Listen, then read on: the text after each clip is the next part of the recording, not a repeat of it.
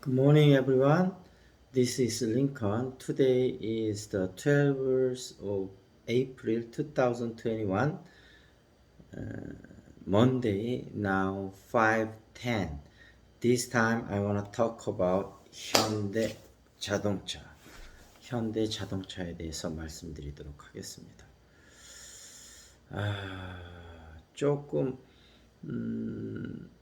새벽 한 2시쯤 일어났는데요.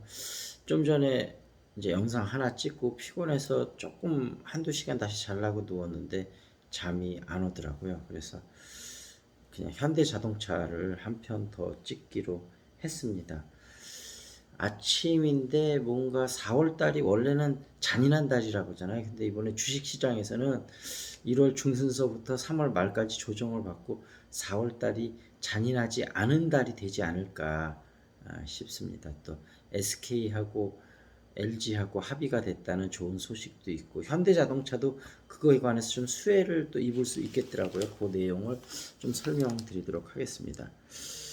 그 현대자동차가 이제 배터리 3사 하고 원래 작년에 그 이제 5월 달이죠. 5월 달에 삼성 SDI 천안 공장을 이제 그 현대그룹 정의선 회장이 방문했다고 합니다. 그래서 이제 전고체 배터리에 대해서 이야기를 많이 나누면서 미래 반도체, 미래 차량용 배터리에 대한 좀 의견 교환을 많이 했고 6월 달에는 LG 화학, 지금 LG 에너지 솔루션 5천 이게 어디죠?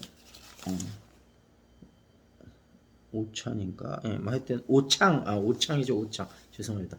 오창 공장을 방문을 해서 향후 이제 자동차 배터리의 미래와 협력 방안을 논의했고 7월 달에는 SK 서산 공장을 방문을 해서 최태원 회장을 만나서 마찬가지로 그런 것들을 논의했다고 하는데 아마 지금 정의선 회장 머릿속에는 배터리가 지금 작년 기준으로는 2위 4위, 6위였나? 그랬는데 지금 현재는 2위, 4위, 5위 이렇게 지금 세계에서 달리고 있지 않습니까? 2021년에는. 그래서 배터리 3사하고 협력을 해서 미래 먹거리를 또 이 배터리 3사가 자동차 배터리만 잘 만드는 게 아니고 전동화 부품 쪽으로 굉장한 노하우를 많이 갖고 있고 계열사들이 많이 쫙 있잖아요. 그러니까 어차피 현대자동차가 또 반도체 내재화를 한다고 얘기를 했고 그러려면 어찌됐든 SK나 삼성하고도 좀 어떤 형태로든지 협력이 필요할 것이고 그래서 현대자동차가 배터리 3사하고 협력을 해서 전기차 그다음에 UAM 그다음에 로보틱스 뭐 이런 분야에서 그 협력을 해서 미래 사업 협력 드림팀이라고 기사에선 그렇게 났더라고요. 그렇게 구성을 해서 앞으로 우리나라 전기차하고 그다음에 자율주행차를 선도할 수 있는 그런 회사가 되겠다는 그런 생각을 갖고 있는 것 같아요. 그래서 그런 점이 앞으로 네 회사의 주가에도 굉장히 도움이 될 것이다. 그리고 원래 LG하고 SK가 또 그 배터리사 중에서 협력을 많이 했었다고 하더라고요. 그래서 LG가 분리막을 SK 이노베이션으로부터 공급을 받았었다고 해요. 지금 SK 이노베이션 자회사 에서 생산하고 있잖아요. 그게 이제 곧 또 상장이 될 예정이고요. 그래서 이번 계기를 통해서 LG하고 SK도 다시 협력에 또 그 1월 신년식에 또 그 최태원 회장하고 구경무 회장하고 만나서 인사를 했더라고요. 그래서 이제 두 계열사 간의 골이 깊어졌었는데 어떻게든 그 불똥이 그 회장단까지는 안 미치도록 노력을 했는데 뭐 평소같이 관계가 될 수는 없었겠죠. 근데 이번 계기를 통해서 다시 원래의 관계가 회복이 될 수가 있기 때문에 LG하고 SK도 협력 어차피 로열티를 또 주고받고 그렇기 때문에 협력을 앞으로 할 것으로 생각이 돼요. 협력을 하면 SK도 지금 물어준 거 훨씬 이상의 또 그거가 될 수 있을 것 같고 하여튼 두 그룹 다 굉장히 좋을 것 같습니다. 그래서 아까 얘기했듯이 그렇게 삼성 SDI, LG 에너지 솔루션, SK 이노베이션, 그다음에 현대차 이렇게 네 개의 회사가 협력해서 이게 미래사업 협력 드림팀을 만들면 굉장히 좋을 것 같다.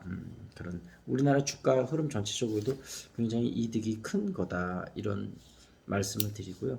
두 번째 소식은 현대자동차의 아픈 손가락 중국 시장에서 고급차 시작 플러스 전동화 시작으로 본격적으로 이제 승부를 거는데 제너시스를 출범시켜서 제너시스 스튜디오를 지금 중국에 오픈을 했는데 이게 뭐 다시 한번 확인해 봐야 되겠습니다. 상하이 아니면 베이징에 오픈했을 것 같은데 아마 상하이에 오픈했을 확률이 높을 것 같은데 해외 시장으로서 시드니에서 두 번째로 오픈을 했다고 그래요.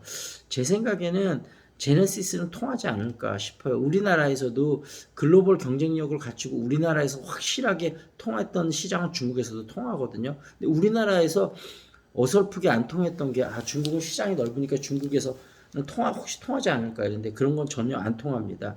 제네시스는 우리나라는 글로벌 시장에서 통하기 때문에 중국 시장에서도 통하지 않을까 그런 생각이 들고요. 세 번째는 그 아이오닉하고 아반떼 N 고성능이죠. N 모델을 만든다고 합니다. 그래서 운전하는 재미를 주는 N 모델을 만든다고 합니다. 그래서 어찌됐든 다시 정리하면 현대자동차, SK이노베이션, LG화학, 그다음에 삼성 SDI 좀 주가 흐름이 앞으로 좋지 않을까 생각이 되고 아스트라제네카 백신을 이제 어제 다시 이제 접종을 재개하는 걸로 단 30세 이하는 안 맞고 좀 더 효용성이 좀 낮다고 본 거죠. 걸려도 빠르게 지나갈 수 있고 기회 비용이 훨씬 더 안 맞는 게 낫다. 그래서 30세 이상은 맞는 걸로 그렇게 됐으니까 아마 저도 아마 그럼 아스트라제네카 백신을 맞을 것 같은데 뭐 혈전 특이 체질이 있는 사람이 거의 많지 않기 때문에 저는 맞는 거에 대한 부담감은 별로 없거든요. 기회가 된다면 빨리 맞도록 하겠습니다. 그리고 지금 경제 이슈 중에서 빨간 막대 아이스크림 같은 빌라 왜 튀기에 쥐었을까 하면서 이렇게 사진이 이렇게 나왔는데 굉장히 좀 특이하면서도 예쁜 것 같아요. 그래서 이제 저도 그 주상복합을 우리가 짓는데 좀 너무 튀지 않으면서도 뭐 여러 가지를 생각을 해봐야 될 것 같습니다. 이제 이런 거를 보면서 그런 거를 우리가 이제 좀 연구를 하고 있는데요.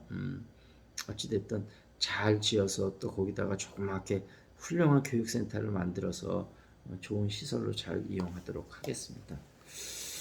그리고 그 다음에 이제 한국 사람 만들기 이 책에서 한국 사람에 대해서 좀 알아보고 그런 것들이 한국 문화라든지 그런 거에 대해서 한번 생각해 보는 게 좀 필요할 것 같거든요.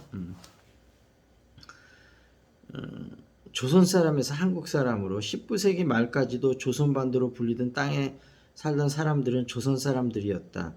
조선 사람들은 14세기 말 15세기 초부터 만들어지기 시작했다. 조선의 건국 세력은 불교 국가였던 고려를 멸망시키고 고려인들에게는 생소하고 이질적이만 한 주자 성리학이란 이념을 도입하여 새 문명을 건설한다. 조선 왕조가 강력하게 추진한 개혁의 결과 16세기 말에 이르면 사서삼경을 배움의 근간으로 삼아 삼강 오륜의 윤리관을 내지화하고 종묘사직이라는 공동체 일원으로 자신을 규정하는 조선 사람이 완성이 된다. 근데 여기서 우리가 하나 좀 생각해 봐야 될 게 많은 분들이 제가 이제 샤우팅 시간에도 그 말씀을 한번 드렸는데 조선 시대의 문화를 우리나라 문화의 굉장히 전부인 것처럼 생각하시는 분들이 많은데 고려 시대까지는 남녀 간에도 굉장히 자유로웠고 그런 위아래 관계에서도 굉장히 자유로웠고 여러 가지 지금하고는 전혀 다른 문화였습니다. 그래서 우리가 4,500년 동안에 그렇게 살았고 조선은 사실 500년밖에 안 되잖아요. 거기다 후반에는 상당히 그런 것들이 흔들렸고 그러니까 여러분이 알고 있는 우리나라의 문화라든지 역사라고 생각하는 상당 부분들이 사실은 전체 중에 굉장히 조그마한 부분일 수 있다는 거 그 부분을 좀 생각을 하시고 과연 그러면 우리나라 사람들이나 우리나라 문화의 정체성은 어떻게 되고 글로벌한 시대에 우리나라는 어떻게 나가야 될지 그런 부분들을 같이 생각을 해보는 시간을 좀 만들어 볼까 합니다. 그래서 이제 여기 시간에도 조금씩 얘기 드릴 거고 샤우팅 시간에도 조금씩 얘기를 드릴 거고요. 그렇게 하도록 하겠습니다. 그다음에 한 끼 식사의 행복 여기서 지금 이제 저거에 대해서 얘기하고 있죠. 칼국수요. 종로 1가 르메이에르 종로타운 지하에는 칼국수의 끌림이란 자그마한 가게가 있는데 역사는 오래지 않으나 젊은 사장이 대단한 열의로 가게를 운영하고 있다. 칼국수의 새로운 면모를 선보인다. 나중에 이제 뭐 칼국수의 끌림 나오겠지만 칼국수의 어떠한 새로운 면모인지 좀 궁금하네요. 여기 뒤에 한번 잠깐 찾아볼까요? 어떤 칼국수의 끌림. 가게 안에는 일자로 된 테이블 하나밖에 없다. 혼밥용 테이블만 있는 셈이다. 줄을 서도 미리 주문받아 오래 기다리지 않아도 된다. 큰 대접에 꽉 찬 칼국수가 나 놀란다. 필자는 주문할 때 양을 줄여달라고 부탁한다. 가격도 착하다. 테이블에는 겉절이 김치와 양념장이 비치되어 있다. 해물 육수의 정갈한 맛, 손맛 나는 면의 식감에 끌리는 경험. 근데 끌리는 시내 칼국수집인데 뭐 아주 특이한 점은 없는데 일자로 된 테이블 하나밖에 없다. 이런 부분들이 좀 그러니까 맛에만 좀 집중을 하자. 다른 거 신경 안 쓰겠다. 이런 부분인 것 같아요. 재미있는 발상인 것 같습니다.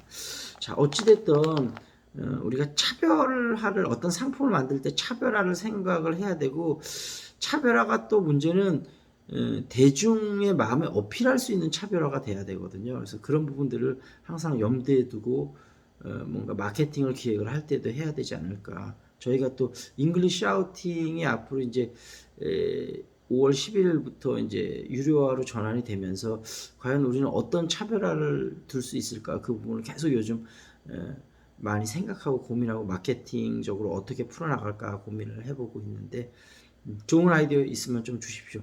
그 전에 샤우팅에 한번 참석을 해보십시오. 그럼 샤우팅의 장점을 알 수 있고 또 거기에 대해서 조언도 좀 주시면 좋을 것 같습니다. 자, 여기서 마무리 짓겠습니다. 저는 다시 한번 1시간이라도 잘 수 있을지 침대에 누워보도록 하겠습니다. 자, that's it. This is Lincoln. See you next time.